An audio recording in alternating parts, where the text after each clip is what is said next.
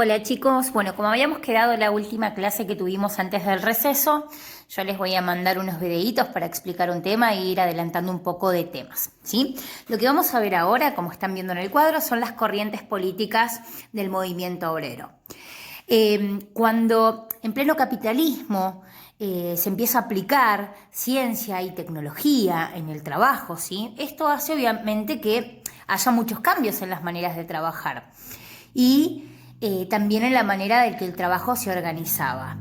Los trabajadores que antes hacían todo de manera manual empiezan a perder un poco el control sobre cómo se trabaja, porque en realidad solo lo que tienen que hacer es manejar estas máquinas, ¿sí? Se les pagaba a destajo, esto quiere decir que se les pagaba por lo que producían nomás. Y de esta manera crecen otros tipos de trabajadores, como los trabajadores administrativos, los gerentes, que son los que dirigen, y los funcionarios, ¿sí? Pero esto no beneficia mucho al trabajador como lo conocíamos nosotros, al trabajador que está ahora con las máquinas. Y esto llevó a que haya muchas diferencias económicas entre los que eran los dueños de las fábricas, de las industrias y de las nuevas tecnologías, con los trabajadores que cada vez tenían menos dinero. Esto llevó como consecuencia a que se organicen los trabajadores para reclamar por sus derechos. El año 1848 es el año clave en la que aparece el movimiento obrero con renovación de ideas, de dirigentes, y los militantes más importantes son el señor Marx y Engels. Ellos hicieron o lideraron en realidad algo que se llamó la Liga de los Comunistas, ¿sí?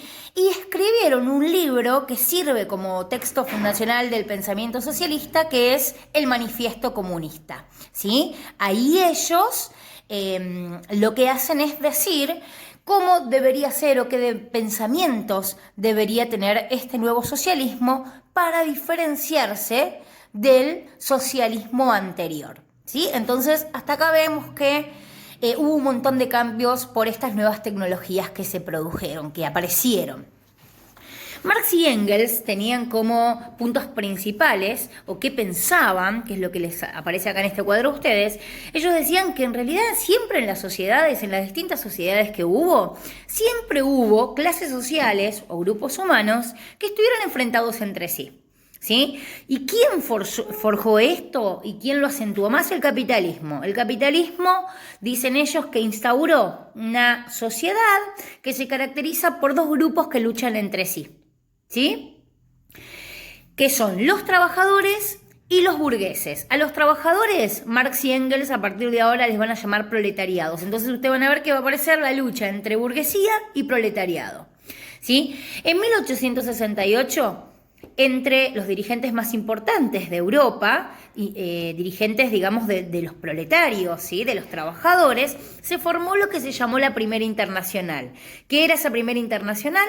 Una asociación que reunía a militantes del proletariado y a trabajadores y que representaban los derechos de los mismos, ¿sí?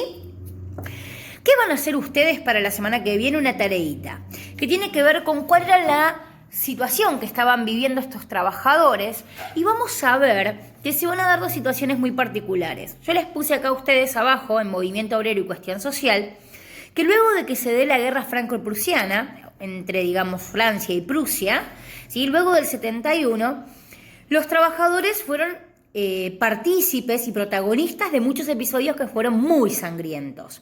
Los más conocidos, ¿sí? O los más sangrientos fueron los que se llamaron la Comuna de París en Francia y la huelga del 1 de mayo en Chicago. ¿Qué van a hacer ustedes? Responder tres preguntitas que están ahí abajo. Primero, ¿en qué consistió cada episodio de los antes mencionados? Es decir, la Comuna de París y la huelga del 1 de mayo, cuentan qué pasó en cada uno.